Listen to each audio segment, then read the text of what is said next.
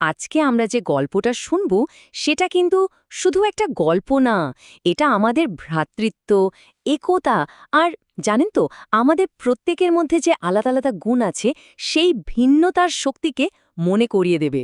চলুন তাহলে শুরু করা যাক এই অসাধারণ যাত্রা। গল্পটা শুরু হচ্ছে একটা পরিবারকে নিয়ে। খুব সাধারণ একটা পরিবার, একটা শান্ত ছোট শহরে থাকত তারা। কিন্তু তাদের মূল্যবোধগুলো ছিল একদমই অসাধারণ, আর এটাই তাদের গল্পটাকে বিশেষ করে তুলেছে। হ্যাঁ, আর এই গল্পের মূল বিষয়টাই হলো তাদের একতার শক্তি। কিভাবে এক হয়ে থাকলে যে কোনো কঠিন পরিস্থিতি, যে কোনো বাধা সবকিছুকে পার করা যায় সেটাই আমরা দেখব। তো চলুন গল্পের ভেতরে ঢোকা যাক। আমাদের গল্পের কেন্দ্রে আছে 4 ভাই, প্রিয়াংশু, নীলাংশু, প্রিয়ম আর প্রীতেশ। তারা থাকত এমন একটা শান্ত শহরে যেখানে জীবনটা বেশ ধীরে সুস্থে চলত, খুব সরল ছিল সবকিছু।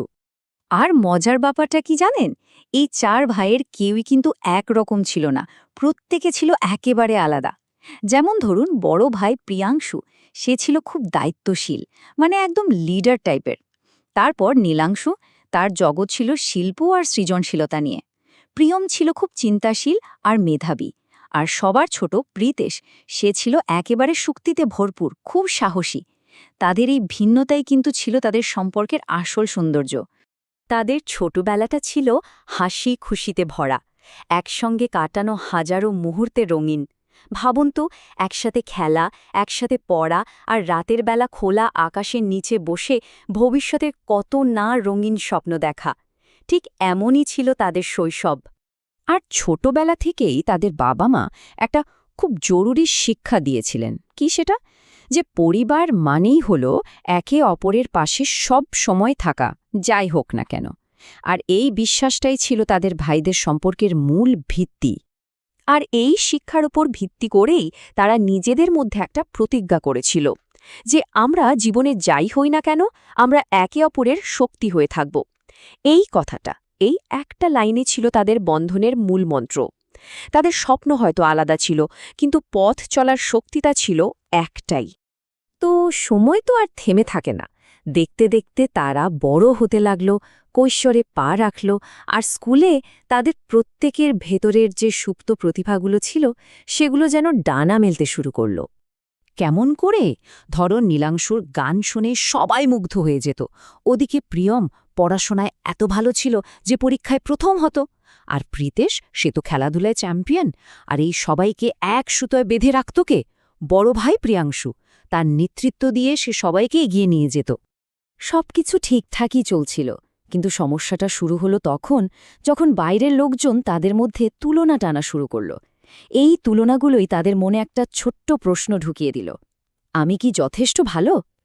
আর এটাই ছিল তাদের একতার প্রথম বড় পরীক্ষা।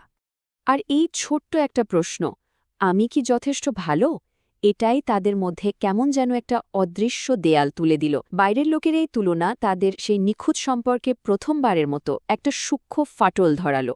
তারা নিজেরাও হয়তো বুঝতে পারছিল না, কিন্তু তারা একে অপরের থেকে একটু একটু করে দূরে সরে যাচ্ছিল। আর ঠিক এমনই একটা সময়ে তাদের জীবনে নেমে এলো এক বিরাট সংকট।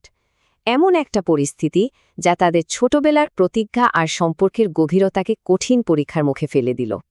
হঠাৎ করেই তাদের পরিবার একটা বড় আর্থিক সংকটের মধ্যে পড়ল, সংসারে চাপ বাড়তে শুরু করল। আর ঠিক তখনই 4 ভাই বুঝতে পারল এখন আর নিজেদের মধ্যেকার দ্বিধা বা দূরত্ব নিয়ে ভাবার সময় নেই, এখন সময় একসাথে কাজ করার। আর তারা কিন্তু সত্যি সত্যি একসাথে ঝাঁপিয়ে পড়ল। দেখুন কিভাবে তারা নিজেদের গুণগুলোকে কাজে লাগালো। প্রিয়াংশু টিউশন পড়ানো শুরু করল, নীলাংশু যে ভালো আঁকত সে তার শিল্পকর্ম বিক্রি করতে শুরু করল, প্রিয়মের লেখার হাত ভালো ছিল, সে ছোটদের জন্য লেখালেখি করে আয় করতে লাগল, আর শক্তিশালী প্রীতেশ বিভিন্ন প্রতিযোগিতা থেকে পুরস্কারের টাকা জিতে পরিবারকে সাহায্য করল। মানে এই কঠিন সময়টা তাদের একটা অসাধারণ শিক্ষা দিয়ে গেল। তারা হাড়ে হাড়ে টের পেল যে তাদের আসল শক্তি একে অপরের সাথে তুলনা করায়নি, আছে সহযোগিতায়। তারা বুঝল একজনের সাফল্য আসলে সবার গর্বের বিষয়, আর একজনের কষ্ট মানে সেটা সবার দায়িত্ব। এটাই ছিল তাদের সবচেয়ে বড় উপলব্ধি।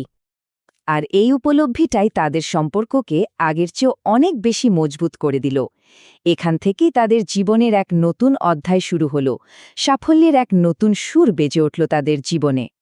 এরপর কেটে গেল অনেকগুলো বছর। 4 ভাই নিজেদের জীবনে অনেক বড় হল, নিজেদের স্বপ্নগুলো পূরণ করল। প্রিয়াংশু হয়ে উঠলেন সমাজের একজন সম্মানিত নেতা, নীলাংশু হলেন একজন প্রতিষ্ঠিত শিল্পী, প্রিয়মের বইগুলো খুব জনপ্রিয় হল, আর প্রীতেশ খেলাধুলার জগতে বিশাল সাফল্য অর্জন করল। তাদের পথগুলো হয়তো আলাদা হয়ে গিয়েছিল, প্রত্যেকেই নিজের জগতে সফল, কিন্তু তাদের হৃদয়ের যে বন্ধন সেটা কিন্তু আগের মতোই অটুট ছিল, বরং সময়ের সাথে সাথে আরও মজবুত হয়েছিল। তাহলে এই পুরো গল্পটা থেকে আমরা কি শিখলাম? কয়েকটা খুব জরুরি বিষয় কিন্তু আমরা বুঝতে পারি। যেমন, আমাদের মধ্যকার ভিন্নতা বা পার্থক্যগুলো কিন্তু দুর্বলতা নয়, ওটাই আসলে শক্তি। আরও বুঝলাম, তুলনা সবসময় সম্পর্ককে দুর্বল করে দেয়, আর সংকট কিন্তু মানুষকে আরও কাছাকাছি নিয়ে আসে। আর সবশেষে, পরিবারই জীবনের সবচেয়ে বড় সম্পদ। ঐক্যবদ্ধ থাকলে সাফল্য আসবেই।